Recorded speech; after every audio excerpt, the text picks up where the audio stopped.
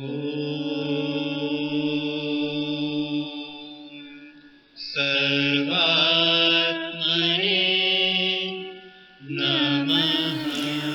दोस्तों, वडोदरा मेडिटेशन आश्रम चापर से माँ हरेश्वरी का ओम सर्वात्मने नमः। सर्वात्मा को कोटि कोटि नमस्कार। फिर से एक बार हम भरोसे की बात लेकर ही आगे बढ़ते। पुराण में, हमारे पूर्व के साहित्य में ही, हमारे भारतीय साहित्य में ही इतने उदाहरण हैं कि बाहर के उदाहरण या और संप्रदाय के उदाहरण लेने की ज़रूरत ही नहीं पड़ती। इतने उदाहरण हैं। कुछ और भरोसा दृढ़ करे हमारा, ऐसी बातों को लेकर मैं आपके सामने आ रही हूँ। पुकारा पीर से हाथी भरोसा करके श्री भगवन। पुकारा पीर से हाथी भरोसा करके श्री भगवन। भरोसा करके श्री भगवन। हरि दौड़े हन्यो महाग्राह मनवा। धर हरि का ध्यान। हरि दौड़े हन्यो महाग्रास मनवा। धर हरि का ध्यान। भरोसा कर, भरोसा कर, भरोसा ही सहारा है। भरोसा करके भक्तों ने यहाँ पर थर को तारा है। पुराण में एक कथा आती है, गजेंद्र मोक्ष नाम से ये कथा प्रसिद्ध है। त्रिकुट पर्वत की तलहटी में एक हाथी का परिवार रहता था। एक बार हाथी जलाशय पे जल पीने के लिए गया तो हाथी का पैर ग्राह ने पकड़ लिया। ग्राह का मतलब है मगरमच्छ। ग्राह का अर्थ है मगरमच्छ। तो मगरमच्छ ने पैर पकड़ लिया। हाथी ने काफ़ी ताकत लगाई, चित्कारे करने लगा, लेकिन कोई काम नहीं आई उसकी ताकत। इसके संदर्भ में एक और कथा भी कही जाती है। बच्चे खास सुने, बच्चों को खास सुनाइए ये कथा। हमारे युवकों को खास सुनाइए, ये ज़रूरी है। बाकी काफ़ी फालतू चीज़ कहते हैं लोग कि बच्चों को सुनाओ, यंगस्टर को सुनना चाहिए। तो आहार, निद्रा, भय, मैथुन ये सिखाना नहीं पड़ता है, अपने आप बंदा सीख लेता है। सिखाना पड़ता ही नहीं है, शास्त्र वचन है। भूख लगती है, खा लेता है बंदा, तो ये सिखाना नहीं पड़ता है। परंतु मॉरल की जहाँ बात आती है, वैल्यूज़ की जहाँ बात आती है, ये बातें अगर आप माहौल दे, थोड़ा सत्संग मिले, तो मुझे लगता है कि ज़रूर समाज का फायदा होगा। और जिस समाज का यूथ जागेगा, जिस समाज का यूथ डिसिप्लिन होगा। आज क्या देखते, बाज़ार में मैं निकलती हूँ, दुखी होकर वापस आती हूँ। एक तो 4-6 महीने में एक बार आश्रम के बाहर निकलती हूँ, और बाज़ार में निकल गए अगर, तब जब मैं बरमूडा पहनकर, कोई लाज शर्म नहीं, किसी की चिंता नहीं, नहीं खुद की हेल्थ की चिंता, और जो नौजवान लड़के 2-4 मिली हुए और सिगरेट फूंक रहे हैं। हाँ, ये फतेहगंज विस्तार है, यहाँ ये तो फेमस है कि जितने भी फ्री है यंगस्टर वहाँ जाते हैं। मैं ये नहीं कहती हूँ कि लुक्खे हैं, ये नहीं कहूँगी मैं। ऊर्जा का दूध है, टैलेंटेड है, लेकिन पता नहीं कोई कमी है हमारे परिवार में या घर में। क्या कमी है ये आपको ही ढूंढनी है। गृहस्थी में आप है, घर में प्रेम की कमी है या आनंद की कमी है, वात्सल्य की कमी है, समय है नहीं बच्चों को देने के लिए, तो फिर बच्चे फ्रेंडशिप करते हैं और सारे फ्रेंड्स इकट्ठे होते हैं।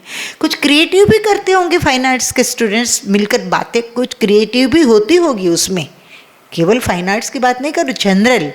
लेकिन ये फतेहगंज एक ऐसा एरिया है कि वहाँ काफ़ी लड़के इकट्ठे होते हैं, पेट में नहीं खाने लायक चीज़ें आमलेट फामलेट डालते रहते हैं और सिगरेट फूंकते हैं। उसको पड़ी ही नहीं है किसी की। मैं ये कहूँगी कि आज का यूथ दम्भी नहीं है, दम्भी नहीं है। सिगरेट फूंक नहीं है, सिगरेट फूंकते मस्ती से बाजार में। लेकिन मुझे ये कहना है कि जो पाखंडी नहीं है, दम्भी नहीं है आज का यूथ, तो सजग भी नहीं है, जागा हुआ भी नहीं है।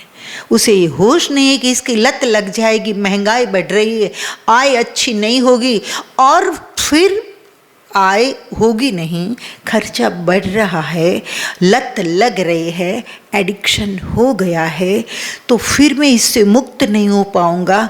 और तब मुझे ये लोग सिगरेट के पैकेट्स देने के लिए नहीं आएंगे। मेरा फ्यूचर होगा, मेरी फैमिली होगी, बच्चे होंगे, खर्चा बढ़ेंगे, तब मैं क्या करूँगा। और कर्जे में डूब जाते फिर काफ़ी लोग व्यसन की वजह से, केवल सिगरेट नहीं, शराब वराब काफ़ी चीज़ें इसमें आ जाती है। तो हाँ, मैंने ऐसे बूढ़े लोगों को देखा है कि चुपचाप सिगरेट पी लेते हैं, बच्चों के सामने नहीं पीते। इसमें पर्पस तो अच्छा ही है, उन लोगों का पर्पस अच्छा है कि बच्चे को गलत संस्कार न पड़े। और ऐसे लोगों को भी देखा है, ऐसे साधु संतों को, ब्राह्मणों को भी देखा है कि चुपचाप सिगरेट पी लेते हैं। यजमान को पता नहीं चलना चाहिए, यजमान को लगना चाहिए बैंक जो उसकी है, जहाँ से इनकम हो रही है, उनको ये लगना चाहिए कि बस पंडित जी साफ सुथरे हैं, बाकी जैसे छूटे नहीं पंडित जी और फूंक लगाई नहीं या निकाला नहीं, ये स्थिति। तो यूथ ऐसा नहीं, हमारा इनोसेंट है यूथ, जो करते हैं खुलेआम करते। लेकिन इसका मतलब ये नहीं है कि धर्म सत्ता पर बैठे हुए लोग उसको कहे कि हाँ आप निर्दम भी हो तो जो कर रहे हैं खुलेआम करो, ऐसा नहीं कह सकते हैं। कुछ मैं सत्संग के साथ समाज को, समाज के हर वर्ग को, हर कैटेगरी के लोग को कुछ न कुछ अच्छा मैसेज मिले, इसलिए बोल रही हूँ। सत्संग का पर्पस ही यही है कि आपको सत्य का संग हो जाए, डायरेक्ट इनडायरेक्ट, भले फेसबुक के माध्यम से, यूट्यूब के माध्यम से, टीवी के माध्यम से, कैसेट के माध्यम से, किसी भी माध्यम से, लेकिन सत्य बात आपके सामने आए। और सत्य इसे मैं कहती हूँ जो आपको जगा दे। मैं बोलूँ ये सच नहीं, आपकी आत्मा गवाही दे कि हाँ तो ये सच है। और अगर आप दम्भी नहीं है तो जिस तरह से सिगरेट फूंक लेते जाहिर में, इसी तरह से जाहिर में आप ये भी कहेंगे मुझे सुनकर कि हाँ माँ सच्ची है, माँ हरेश्वरी कह रहे हैं वो सही कह रही है। दम्भी होंगे आप और आपका दुर्गुण ही हावी रहे, ऐसा चाहेंगे।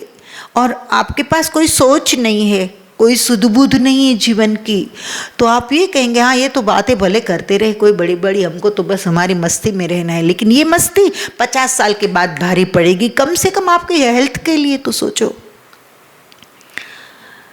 तो आप कहेंगे कि माता जी आप तो गजेंद्र मोक्ष की बात कर रही थी, हाथी को तारने की, इसमें ये सब कहाँ से आ गया। मैं आ रही हूँ मुद्दे पर। हु और हा करके दो गंधर्व थे, फिर से बोल रही हूँ। यहाँ हा ही करते हैं ना लोगों, उनको जरा सजग रहना है। जो वृद्धों का मजाक उड़ाते हैं, जो साधु संतों का मजाक उड़ाते हैं, बिना सोचे समझे, जाने पहचाने, पहले जानो पहचानो, परखो, और परखने के बाद आपको लगे कि डिनाई करने जैसा है तो श्योर डिनाई कर दो। लेकिन मैं ये कहूँगी कि पहले एक बार सुनो तो सही, समय तो 2 सेकंड में बंद कर देते हैं तो कहाँ से होश आएगा। जागेंगे कैसे आप। जागने के 2 ही रास्ते हैं, एक ज्ञान या दूसरा ध्यान। ध्यान में उतरते जाओ तो अपने आप एक दिन जवाब आ जाता है, बंदे को पता चल जाता है कि मैं कहाँ सही हूँ कहाँ गलत हूँ, कितना सही हूँ कितना गलत हूँ, क्योंकि अंतर की आंखें खुल जाती है।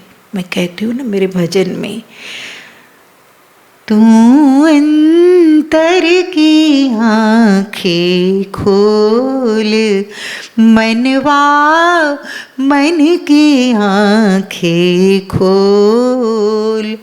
घर की गठरिया घर में भूला, कहीं बाहर जाने की ज़रूरत नहीं है। घर की गठरिया घर में भूला, तेरे भीतर ही सत्य, सत्संग, सच्चाई, अच्छाई, परोपकार, सेवा सब पड़ा है, लेकिन भूल गया है, विस्मरण हो गया है। घर की गठरिया, हम इतना ही करते हैं कि आपको खाली पुनः स्मरण करा रहे, मेरा रोल इतना ही है। मैं नहीं कहती हूँ कि सुधर जाओ, मैं कहूँगी कि सुधर जाओ इसका मतलब ये होगा कि आप बिगड़े हुए हो। ना ना, सब सुनने वाले बिगड़े हुए नहीं होते। हाँ, एक आध ऐब आ गई है जिंदगी में, उसे छोड़ दो तो बस हो गया, परमात्मा स्वरूप ही है हर बंदा। लेकिन तकलीफ कहाँ होती है? घर की गठरिया घर में भूला, सपनों के झूलों पे झूला। बड़े बड़े सपने ही सबको देखना है, सबको अंबानी हो जाना है। बड़े बड़े सपने सब देखते हैं। सपने देखो, जरूर देखो। सपने देखने एक उम्र होती है और एक उम्र स्वप्न को पूरे करने की होती है, उस उम्र को संभाल लो बस। सपने देखने में ही पूरी जिंदगी चली जाएगी तो स्वप्न पूरे कब करोगे? तो स्वप्न देखो, लेकिन अपनी कैपेसिटी को समझो, अपनी क्षमता को समझो, अपनी रस रुचि को समझो, और फिर आप गोल तैयार कर लो लाइफ का। हाँ, कोई रोल मॉडल बना लो किसी को कि हाँ यहाँ से मुझे अच्छा सीखना है। कोई माइलस्टोन जैसे मार्गदर्शन देता है वैसे कि हाँ ये बात सही और मुझे ऐसा करना है। ऐसा नहीं सब भगवा पहन लो, ये नहीं कह रही हूँ मैं ये कह रही हूँ कि जीवन ऐसा जियो कि दूसरों के लिए मार्गदर्शन बन जाए बस। फिर भजन के माध्यम से करो तो भी भले, सत्संग के माध्यम से भी भले, और खुद जी कर बताओ, ये तो सबसे अच्छा है। परिवार में, ऑफिस में, कंपनी में, जहाँ भी आप हो वहाँ इस तरह से काम करो, इस तरह से कर्म योग में आप लगे हो कि अपने आप लोग कहे कि भले नौकरी करता है लेकिन वो तो साधु है। लेकिन भूल गया है बंदा। घर की गठरिया घर में भूला, अपने ही खजाना हमारे हाथ से हमने कहीं रख दिया इधर उधर। सपनों के झूलों पे झूला, नींद तेरी टूटे तो मनवा, नींद तेरी टूटे तो मनवा, निज आनंद में डोल, मनवा मन की आंखें खोल। राग भूपाली, अगर मेरी गलती नहीं हो रही है तो, मनवा मन की आंखें खोल। तो मन की आंख खोलनी है, अंतर की आंख खोलनी है, और इसमें हो सकता है मैं माध्यम बनूं या और कोई भी माध्यम बने। कम टू द पॉइंट, बात में ये कह रही थी कि हा हा और हु करके दो गंधर्व जवानी में मदमस्त, किसी की सुननी नहीं, किसी की शर्म नहीं, कोई लाज नहीं, कोई मर्यादा नहीं। जवानी को इसलिए तो दीवानी कही। बाकी मैं तो ये कहती हूँ कि जवानी ये तो गोल्डन पीरियड है आदमी के लिए। उसमें अगर आपने एक टारगेट अचीव कर लिया तो लाइफ टाइम तक फिर कोई चिंता नहीं रहेगी। लेकिन करे तब ना, तो हो सकता है मैं मदद कर जाऊँ कहीं किसी की, फूंकना बंद हो जाए और सोच शुरू हो जाए, ताला खुल जाए, बस यही तो मेरी गुरु दक्षिणा है। इसके सिवाय मुझे कुछ नहीं चाहिए। और आप नहीं भी बदलाव लाओ आप लोगों में तो भी मुझे फ़र्क नहीं पड़ता, लेकिन कम से कम मैं जितनी देर तक बोलती हूँ इतनी देर तक उसका रिफ्लेक्शन मेरे ऊपर ही पड़ता है, तो मेरा शुद्धिकरण तो हो रहा है। बस मुझे वो अवेयर रखता है, ये सारी बातें मुझे खुद को अवेयर रखती है। ऑलवेज अवेयरनेस आती है मुझ में। छोड़ो, हा हा और हु नाम के दो गंधर्व थे। हमने कहते हा हा कि क्या कर रहा है, तो जवानी की मस्ती में चूर स्नान कर रहे थे महात्मा कोई वृद्ध ऋषि स्नान करने के लिए आए और ऋषि का मजाक उड़ाने लगे। दोनों मजाक निर्दोष भी होते हैं और कुछ मजाक गंदे भी होते हैं। कुछ ऐसे मजाक उड़ाया जो असह्य था। इतना ही नहीं, एक बात सोचो, वृद्ध ऋषि की भी जो मजाक उड़ा रहे हैं तो औरों की कितनी उड़ाई होगी, लड़कियों की कितनी उड़ाई होगी। सीधी बात वहां तक पहुंच जाती है ना कि वृद्ध ऋषि उसका मजाक उड़ाते हैं जो, तो और कितने एरोगेंट होंगे, आप सोचो, उद्धत होंगे।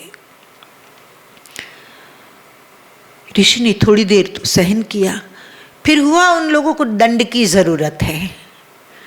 कभी कभी दंड तुरंत मिलता है और कोई संत का दिल दुख जाता है तो कुछ समय के बाद मिलता है। काल दंड प्रभु काहू न मारा, समय के शस्त्र से भगवान सजा देते हैं। ऋषि ने श्राप दे दिया कि अगले जन्म में आप दोनों पशु योनि में जाएंगे। गंधर्व योनि में आप है, आपको सौंदर्य का गर्व है, आपको कला का गर्व है, और आप वृद्ध ऋषि मेरी मजाक उड़ाते हैं, औरों को भी उड़ाते हैं। गंधर्व योनि के लायक आप लोग नहीं है। आप दोनों पशु योनि में जाएंगे, एक मगरमच्छ बनेगा, दूसरा हाथी बनेगा। आप दोनों को बीच में लड़ाई होगी और पूरी दुनिया तमाशा देखेगी। जाओ, मेरा श्राप है। अब आ रहे हैं फिर से हाथी की बात पर। तो अगले जन्म में एक मगरमच्छ बना, दूसरा हाथी बना। जलाशय में मगरमच्छ रहता है और संयोग से कर्म का फल सामने आया। हाथी जल पीने के लिए गया, मगरमच्छ ने पैर पकड़ा। बहुत कोशिश करता है हाथी, लेकिन नाकामयाब रहा। चित्कार करने लगा। हाथी का पूरा परिवार आया, उसको खींचकर पकड़कर मगरमच्छ के मुंह से छुड़वाने की कोशिश सबने की, लेकिन सब नाकामयाब रहे, पूरा परिवार उसका। तब पुकारा पीर से, अंतर की पीड़ा और पीर से, वेदना से भगवान को पुकारता है। गर्व उतर गया, मैं तो हाथी हूँ, मदमस्त जो हाथी था, कि मुझ में बहुत ताकत है, मुझको कोई मार नहीं सकता। लेकिन पूरा परिवार हाथी का, हाथनी सब मिल गए, लेकिन नहीं बचा पाए। तब हाथी अंत में याद करता है परमात्मा को, अब तेरे सिवा कोई सहारा नहीं। तो हमको होता है कि पशु को भी ईश्वर की याद आती है, ऐसा हमारा शास्त्र कहता है, हमारे पुराण कहते हैं। क्योंकि जटायु, ये हाथी, भगवान बुद्ध के बारे में एक पुस्तक मैंने पढ़ा था, 10 पारमिता। पारमिता मतलब एक के बाद एक जन्म से पार उतरना। तो उसमें बुद्ध अपने 10 जन्म बताते हैं, और उसमें से एक खरगोश का जन्म है, एक हाथी का जन्म है। ऐसा बड़ा लंबा, काफ़ी अच्छा वर्णन है। तो हो सकता है भी कि पशु के पास भी एक मन है और वो परमात्मा को याद करते हो सकता है, संशय की कोई बात नहीं है। अभी तो आदमी पर ही रिसर्च ज़्यादा चल रहा है, हजारों साल अभी तो बाकी है। पशुओं के मन पर भी विचारणा हो रही है, और पशु पंछी के पास भी मन और संवेदना है, ये तो साइंस ने साबित कर दिया है। लेकिन इससे आगे जैसे मानवीय संवेदना और स्पिरिचुअलिटी मनुष्य में होती है, शरणागत का भाव, ऐसा भी पशु में दुख की क्षण में जागता है। वहाँ तक अभी विज्ञान नहीं पहुँचा है, लेकिन एक दिन ये भी सिद्ध हो सकता है, संभावना है। पुकारा पीर से हाथी, भरोसा करके श्री भगवन, भरोसा करके श्री भगवन। अब तो और कोई सहारा नहीं श्री हरि के सिवाय, भगवान के सिवाय। तो भगवान का स्मरण करता है कि हे प्रभु, अब तो आप लाज रखियो, और तो कोई रास्ता नहीं है। हाँ? ये गुजराती में एक भजन है, बड़ा प्यारा, एक पंक्ति याद आ रही है, क्योंकि मातृभाषा है और मदर टंग की इफेक्ट तो रहेगी। हम कितनी PhD कर ले, कितना भी पढ़ ले, तो भी गरुड़े चढ़ीने, गरुड़े चढ़ीने पछी तू, आना तो है ही तुझे भक्त के लिए। गरुड़ चढ़ीने गोविंद पछी तू, श्रीद आवे छेक छेली खड़ी। प्रभु तने के तने पतले वानी रोज टेव पड़ी, कि प्रभु तने पतले वानी टेव पड़ी। परीक्षा लेने की तुझे आदत है। शीद आवे छेक छेली घड़ी, लास्ट मोमेंट पर तू आता है, तो पहले आ जाता होता तो हाथी को लगा अब तो कोई संभावना ही नहीं जीवन की, अब मैं गया। बहुत याद किया परमात्मा को, लेकिन जो दुख के क्षण में अंदर से आवाज जो निकलती है, मैं अर्थघटन इतना ही करूंगी कि आदमी भले पशु जैसा हो, ताकतवर भले काफी हो, पावर हो, पैसा हो, पद हो, लेकिन पशुता अंदर हो अगर, फिर भी होते काफी लोग ऐसे ही देखे मैंने, पैसे पद पावर में पशुता ज्यादा हावी हो जाती है। तो अंदर की पशुता धीरे धीरे दूर हो और होश आ जाए कि मुझसे भी कोई ताकतवर है, और उस होश के साथ जब कोई पुकारता है तब परमात्मा अवश्य सहायता करते हैं। पुकारा पीर से हाथी, भरोसा करके श्री भगवन, भरोसा करके श्री भगवन। गरुड़ पर सवार होकर भगवान आते हैं। हरि दौड़े हनो महाग्रास, मनवा धर हरि का ध्यान। हाथी ने ध्यान किया था भगवान का, ऐसा भागवत में लिखा है। आँख मूंद कर हरि का ध्यान किया, गरुड़ पर बैठे हैं, हाथ में सुदर्शन चक्र है, और श्री हरि आपका चक्र क्या काम का अगर आपके भक्त को आपने नहीं बचाया आज। और हरि दौड़े हन्यो महाग्रास, भगवान दौड़ कर आए, गरुड़ विलंब कर रहा था, गरुड़ को डांट दिया, कहाँ चला गया था जब मुझे जरूरत है तब। और गरुड़ पर बैठकर भगवान आते हैं, सुदर्शन चक्र चलाते हैं, ग्राह का कल्याण करते हैं और हाथी को बचा लेते हैं। तो कहने का, और दोनों का, वो ऋषि का शाप हुआ जो था उसकी समाप्ति हो गई, शाप में से दोनों मुक्त हो गए। एक भगवान के हाथ से मुक्त हुआ, एक भगवान की कृपा से मुक्त हुआ, और उसको जीवन प्राप्त हुआ। कहने का तात्पर्य, फिर से ये प्रसंग मैंने क्यों किया, लोग रोज गजेंद्र मोक्ष का पाठ करते हैं, मैंने देखा है, लेकिन बड़ों का आदर नहीं करते हैं। रोज गजेंद्र मोक्ष का पाठ करते हैं, लेकिन दंभ और पाखंड से घिरे हुए होते हैं। तो मैं कहती हूँ नहीं, गजेंद्र मोक्ष का पाठ करो, वो केवल केवल केवल परिवर्तन के लिए होना चाहिए।